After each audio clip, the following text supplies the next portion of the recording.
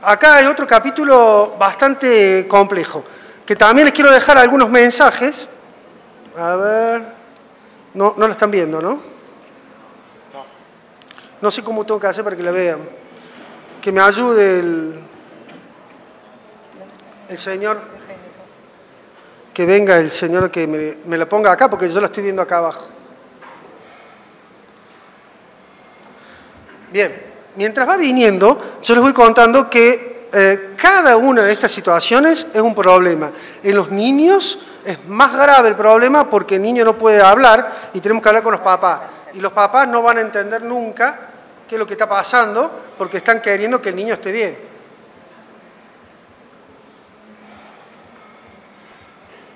Muy bueno.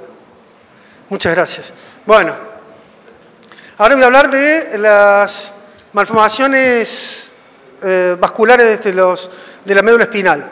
Acá tienen ustedes, espero haber abierto la buena, el preparado anatómico, que tienen que saber dónde nace la arteria espinal anterior. ¿Alguien sabe dónde nace la arteria espinal anterior? Bueno, todos me van a decir de 9 izquierda, etcétera, pero también nacen de 9, en D6, pueden nacer en D12, pueden nacer en L1, pueden nacer... Y en la cervical hay un montón de lugares. Que tienen que recordar también que se anastomosa en el asa de las Ortes, acá abajo, que es el asa de las Ortes, la unión de los radículos menores posteriores con los anteriores. Esto lo podemos ver por angiografía, lo podemos ver con angio 3D. Hoy tenemos posibilidad de ver muchas cosas que no imaginábamos. La vascularización de la arteria espinal anterior vasculariza 1/3 de la médula, las radículos menores posteriores los 2/3 de la médula, las radículos menores posteriores nos importan poco, la anterior nos importa muchísimo porque encima que vascularizan poco, las arterias sulcales tienen muy poca circulación colateral, cualquier daño va a determinar muchísima secuela. La otra situación es las venas. Y acá también tienen que pensar ustedes en recordar la anatomía venosa. Todas las venas de la médula, es decir, todas las venas de la dura madre que recubre la médula espinal van a compartir el drenaje venoso con las perimedulares. O sea que es como si fueran todas las calles que llegan a la misma avenida. Y esa misma avenida perimedular llega hasta D5, que es donde está el término de la aurícula. Entonces, nosotros cada vez que tengamos una patología medular inferior es por hipertensión venosa, la hiperseñal para diferenciarla de una mielitis va a llevar desde el cono para arriba y el nivel va a ser D5. Si no, podemos estar dentro de una mielitis y no una fístula dural, por ejemplo, o una malformación arteriovenosa. Las venas... Tenemos distintos circuitos venosos. Lo importante es que saber de que hay venas transmedulares que pueden ir de adelante para atrás y en resonancia magnética se van a ver, como lo ven ustedes a la derecha, como una estructura vascular filiforme. Todas las malformaciones vasculares medulares, si no se tratan, el pronóstico es pobre. Afecta sobre todo a gente joven y hay un deterioro clínico neurológico progresivo. La mielomalacia provocada por la hipertensión venosa es parcialmente reversible, pero llega a un punto de desequilibrio y que deja un déficit neurológico grave. Entonces, hay que tener en cuenta que el déficit neurológico es progresivo en el 85% de los casos y que raramente, pero puede ocurrir, existe la hematomielia y el hematoma epidural. El déficit neurológico progresivo hace que muchos de estos pacientes sean operados de canal estrecho y lo que tienen es una malformación medular. Tal vez ustedes, algunos, hayan visto esto en el consultorio y es una sorpresa a veces de decir, che, pero tenía una fístula dural. No es tan simple el diagnóstico porque hay entre 6 y 8 años que pasa hasta que se dan cuenta que está pasando. Lo podemos clasificar de un montón de maneras. Los neurocirujanos pueden ser la clasificación de Spetzler, hay algunas más difíciles, más fáciles. Yo prefiero contarles que lo más simple es decir que están las intramedulares, las de la pía madre, las durales y las mixtas.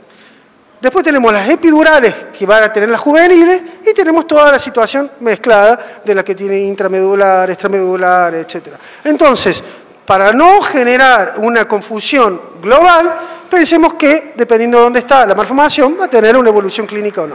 La malformación arteriovenosa en sí puede sangrar o puede dar una congestión venosa. La congestión venosa es como la ven acá ustedes, es la hiperseñal, tanto para arriba como para abajo, muy importante, que va a provocar este déficit neurológico progresivo. Que cuando le hacemos la angiografía, este paciente tenemos el gran inconveniente que decimos, ¿qué hacemos con este paciente?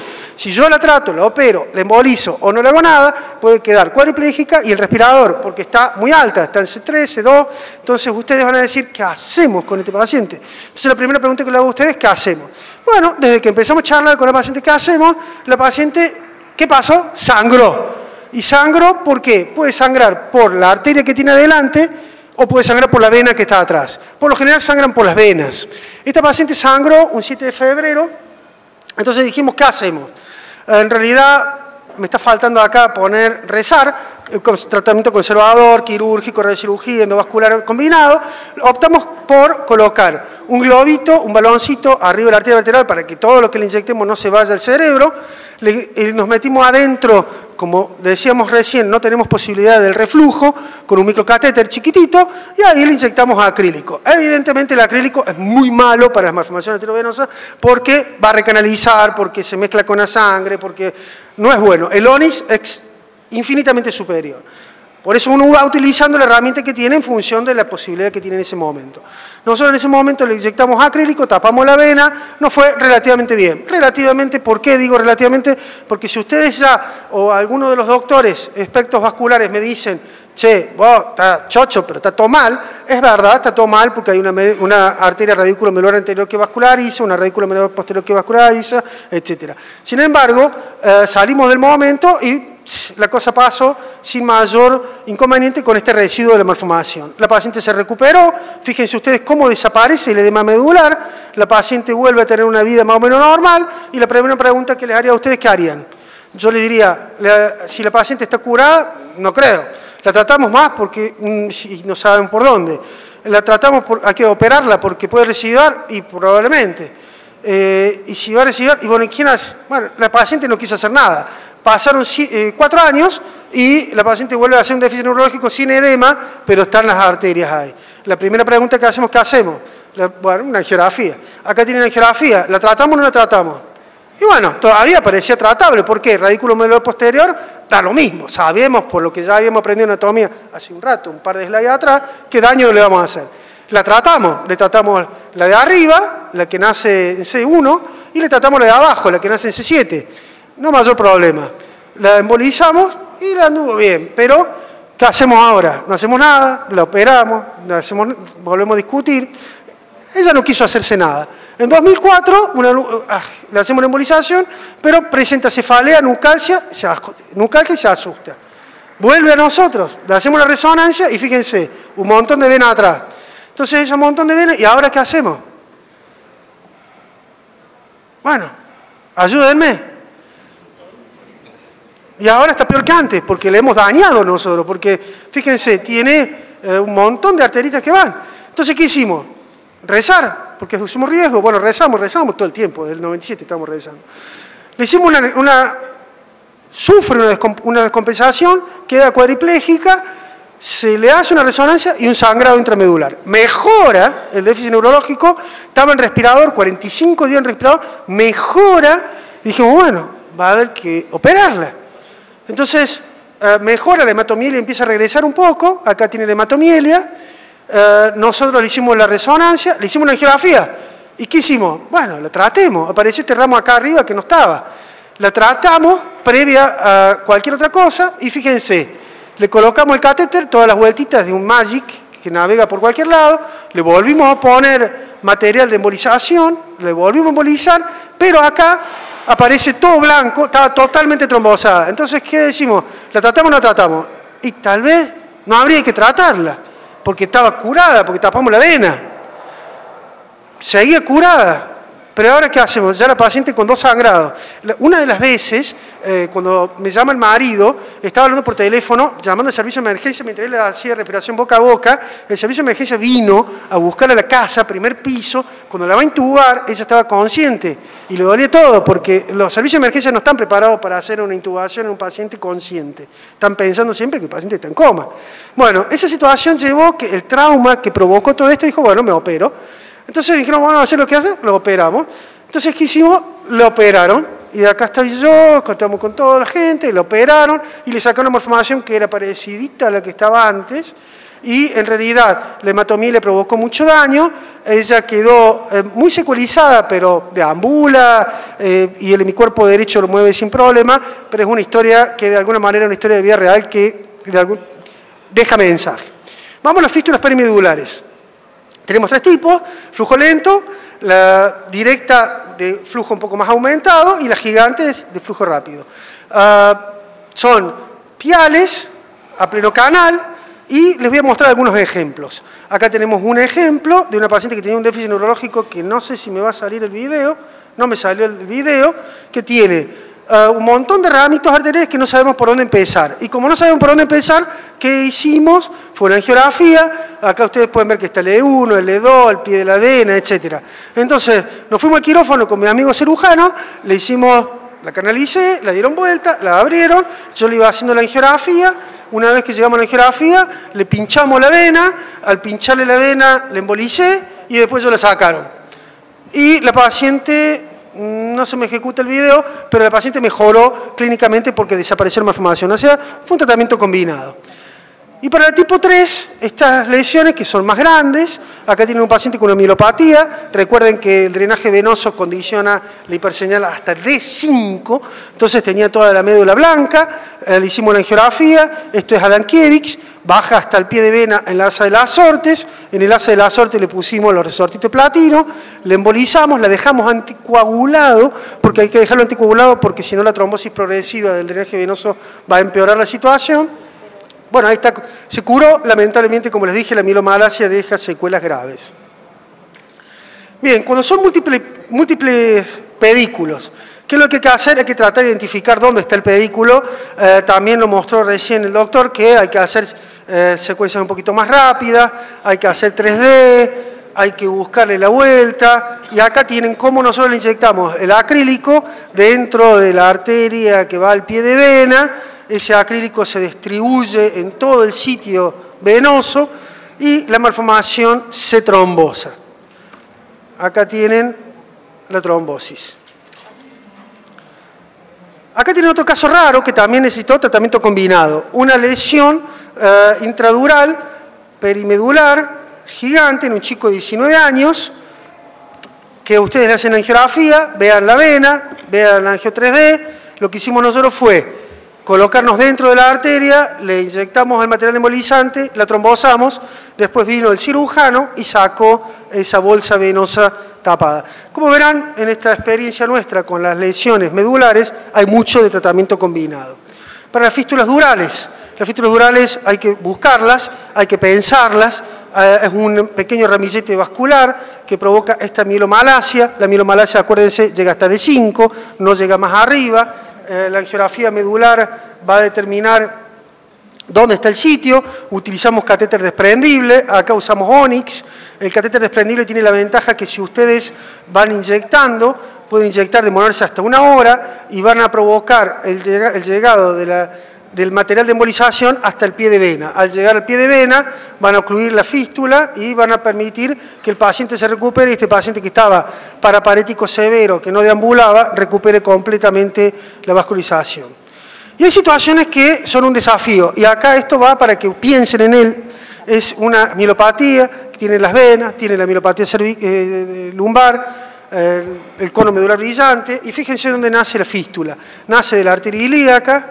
Ahí va el ramito, acá va el ramito, ese ramito va a una venita muy alta y que en realidad se la puede desvascularizar y es donde fracasamos muchas veces en el diagnóstico. Hay que pedirle al radiólogo, al neuroradiólogo, al endovascular que la busque, que la va a encontrar. Y hay otros desafíos. Este paciente que no se quiso tratar, pausisintomático, una lesión en el agujero occipital, una fístula dural, ahora estamos hablando de las fístulas durales. Fui repasando, MAP intramedulares, fístula pialar, ahora estamos en la fístula dural. Esta lesión que comprime la unión bulbomedular, que no daba sintomatología, hasta que un buen momento la situación cambió. El paciente presentó un déficit neurológico grave. Fíjense ustedes, ahí está el ramillete vascular, las venas dilatadas. Entonces, ¿qué buscamos? buscamos entender dónde estaba el pie de vena, ahí está el pie de vena, le hacemos la angiografía, acá viene la arteria, el pie de vena, acá va el pie de vena y acá va la vena. Entonces, ¿qué es lo que cambió? En realidad este paciente sangró y al sangrar ya no hubo muchas excusas, había que tratarlo. Entonces acá hicimos el cateterismo de la arteria, nos metimos en contacto, le inyectamos el Onyx, nos fuimos hasta el pie de la vena y en realidad, lo quiero pasar rápido, en honor al tiempo, acá está lo que había sangrado, entonces nos metimos hasta el pie de la vena porque esta malformación era muy grave. Acá tienen lo que hicimos, la fuimos tapando.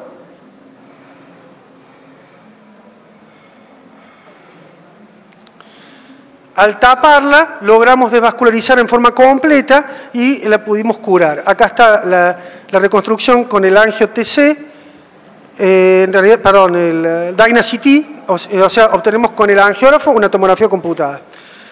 Y acá están los controles. Y acá está cómo se distribuye el Onyx. Y la reconstrucción 3D.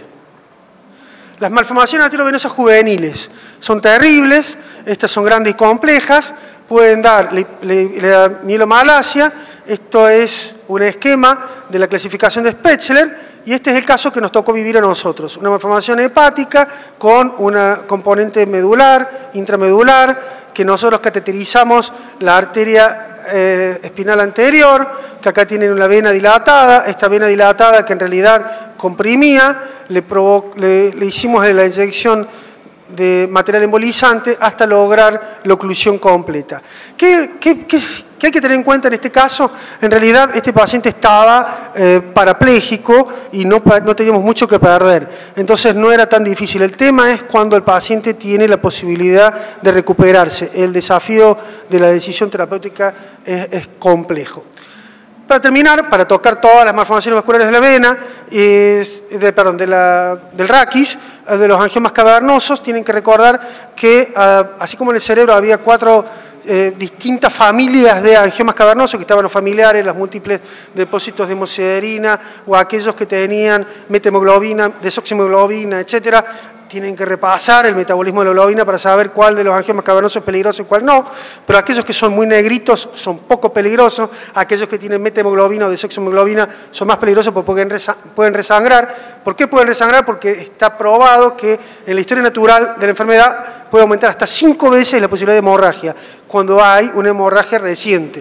Entonces, en la médula espinal, cuando ustedes tienen metahemoglobina, como en este caso, que es blanca, la metahemoglobina es un angioma cavernoso que deberían tratar, que el de que está arriba es distinto, hay más hemosiderina, tal vez no lo necesite, probablemente ese es de una historia natural más benigna. Acá tienen una complicación hemorrágica con la desoximoglobina, que se ve negro y blanco, que en realidad es el metabolismo de la hemoglobina en resonancia magnética lo que nos va a ayudar a interpretarlo. Y en este caso particular es un paciente médico neurólogo que tenía un angioma cavernoso en el tronco cerebral. A este le hicimos la tractografía, utilizamos mucho todas las herramientas que podemos, a veces no sabemos ni para qué la usamos, pero después termina teniendo alguna utilidad porque hay una enorme cantidad de desarrollo que ni imaginamos. En este paciente el angioma cavernoso lo trató el neurocirujano, le extirpó la lesión y el paciente está prácticamente asintomático, con algunas disestesias. Entonces, para repasar rápidamente, hemos vivido la malformación arteriovenosa que les mostré un caso de ejemplo, porque hay múltiples casos, en realidad que la situación se presenta bien diferente, la fístula arteriovenosa dural y la pial. La dural hay que buscarlo, el diagnóstico es difícil muchas veces, a veces pueden hacer el agujero occipital y tener una mielopatía abajo, otras hemos visto de las situaciones más raras que ustedes imaginan. De los angiomas cavernosos hay que estudiarlos en resonadores de alto campo, preferentemente 3 Tesla, y si es 1.5 Tesla con secuencia de hierro. Y las paraespinales son muy poco comunes y a veces hay que tratarlas tal cual como les había relatado recién, o intramedular, pial, dural, etc. Me quedan exactamente 6 segundos para agradecerles de haber llegado a tiempo en esta exposición. Gracias. Muchas gracias, doctor Gustavo Fao. Gracias por respetar el tiempo. Justo, ¿eh?